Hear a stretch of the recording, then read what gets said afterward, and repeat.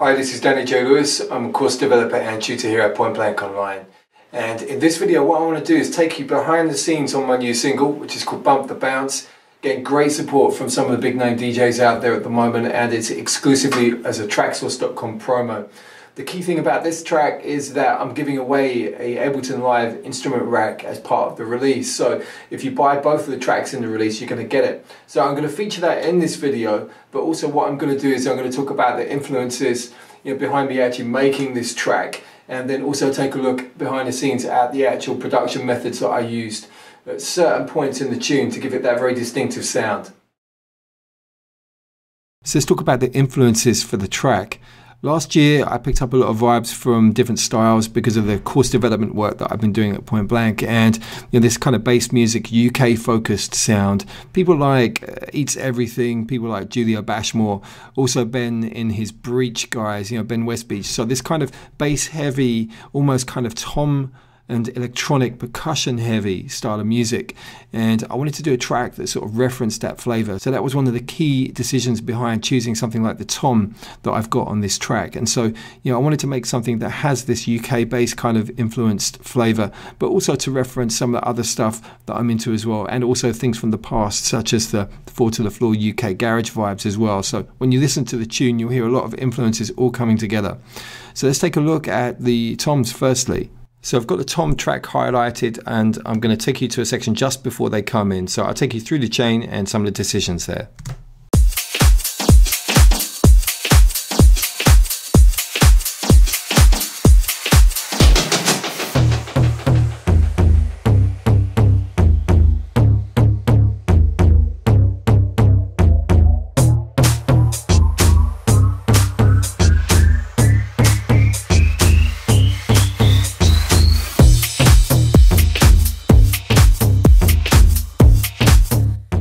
So I'm soloing the tom, and you can see that we have an instance of simpler, and this is being used to play this. The MIDI sequence here, I'm going to zoom in so you can see it. So I'm pitching this up and down, and so that's become a musical sequence. And toms, originally you wouldn't have expected them to become musical elements, but I've got a track here. I told you about my influences before. This doesn't have a bass line. This has the toms fulfilling the role of the bass, so it is actually pitched. And I needed to detune that to make that fit the musical elements in my tune. So the other thing that I did, filter here, high pass filter at 52.6 Hertz to clean out some of the low sub. The release was quite crucial because I wanted something that wasn't too long to make things mashed up, so I had to reduce that. And I've got that to 990. So I'll show you what I mean. Let me take it to the section where that comes in. That's how it was originally.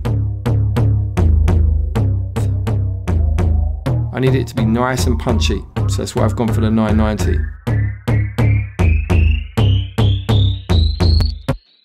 So also the next item in the chain is the saturator.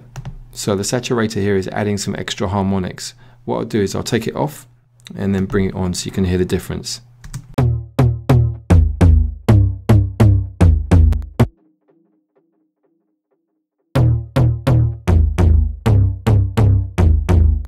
It's got this fizzier, more energetic sound to it.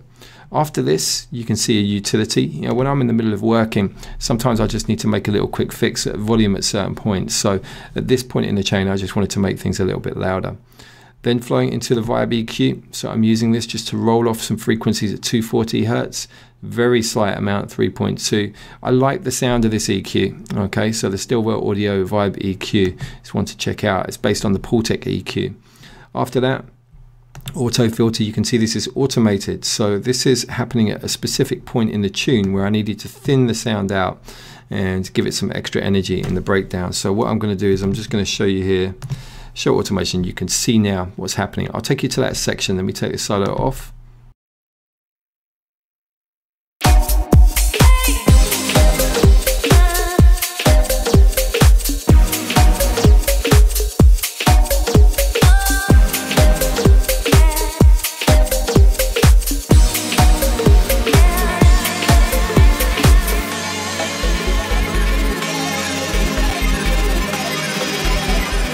Here, the high pass filter gradually reducing. It's a thin sound at the moment.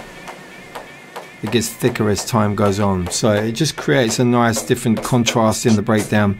And this isn't very different breakdown to the first one. That yet, so we'll come around to that in a minute.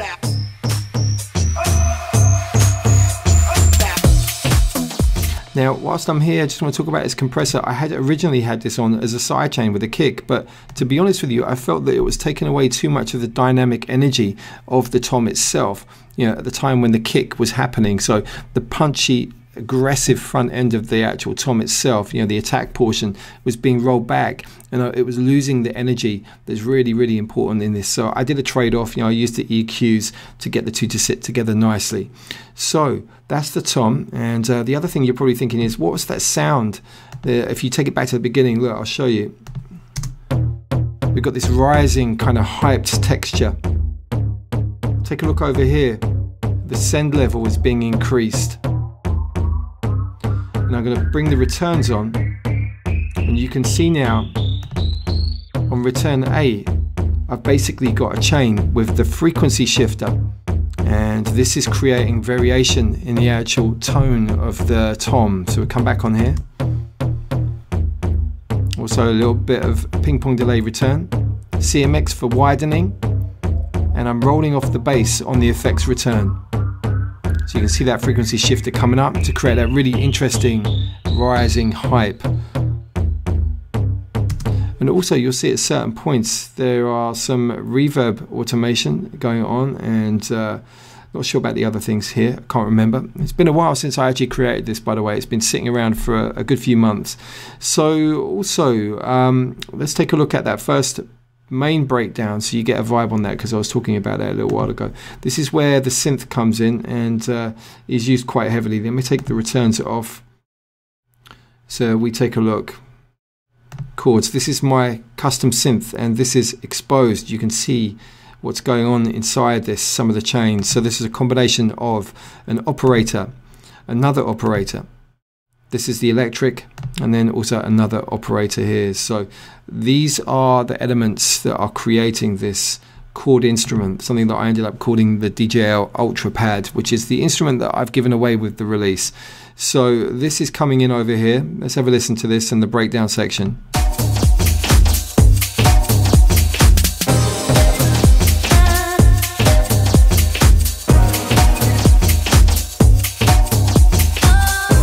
Notice the automation on the individual elements here.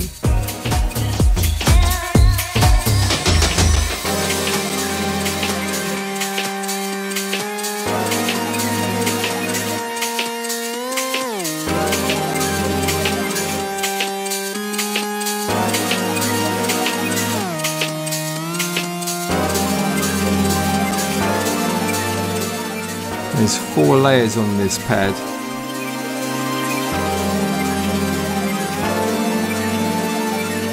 Now look, just going to show you here, pitch bend in the actual clip envelope, and also a big feed to a reverb. So you heard that, it creates that really intense flavor. And talking about reverb, I just want to show you one here. Just going to solo. So that was basically a burst of automation. Let's take a look at this. So I'm feeding through to a reverb. Okay, that's over here. This is D. Let me show you. There's the reverb itself. So that's Live's reverb, and automating the dry wet mix as well. So we've got a lot of creative scope there. So actually what I'm doing is I'm stopping it dead. So look, here we go. Watch this.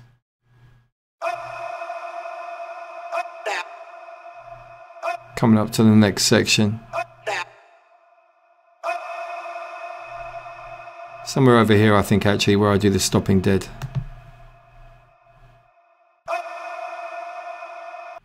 There we go. I knew it was somewhere. I'm glad you saw that. I was about to give up on that. But, this is a funny thing about, when you have your own projects, it's very easy to forget where certain elements are if you haven't worked on them for a while. So, you can start to get a feel for what's going on here. The track is very much based around that tom. It's the beats, it's the percussive elements, the vocal stabs that are there. The synth is very, very important in this tune. It's used as one of the main musical sections in the tune. You saw the automation going on there to work with it, and it's used in a different way later on. So I'll show you here. What we've got is this other breakdown section, and the elements, the individual breakdown parts here are very, very different. So we've got the 4 layers, and these are automated in different ways. So I'll take you back to that section.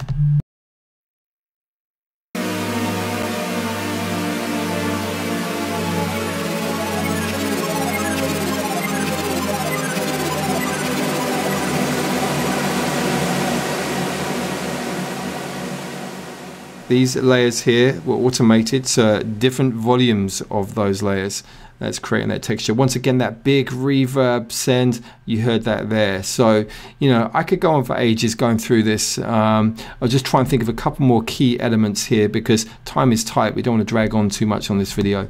So here, the blips. This is a real kind of old school UK garage kind of influence.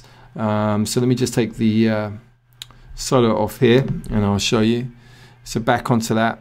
These were basically a little custom patch that I created using Operator. And you'll see also I'm using the MDEX effects here. I really like these effects. These are from Korg. I bought the bundle, the digital bundle, and it's got a whole load of really nice effects in there that sound to me like the old vintage hardware we used to use back in the day.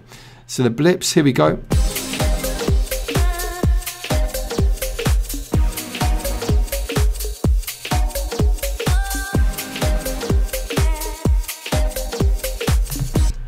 Let me solo on here. This is a sound that I created in Operator.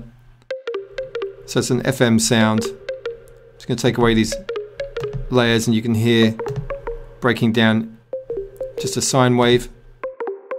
And these other oscillators come through and they create that nice kind of mallet texture. And that's running through the MDX for some space, as you heard. And some EQ there to thin the sound out. So, there's a lot going on in here, and it just goes to show the amount of work that needs to be put into a track to make it interesting. The automation is the key to really providing the flow of the track and making it varied as it progresses. So that's it, a little behind the scenes tour there. If you buy the release, you can get hold of the instrument rack and you can play around with it for yourselves. And it's a really, really good synth. And yeah, I hope you enjoyed that breakdown. Make sure you subscribe to the Point Blank YouTube channel and you can get any of the new videos that come through. You get notified about that. And also, if you're interested in any of the courses at Point Blank, please go to www.pointblankonline.net.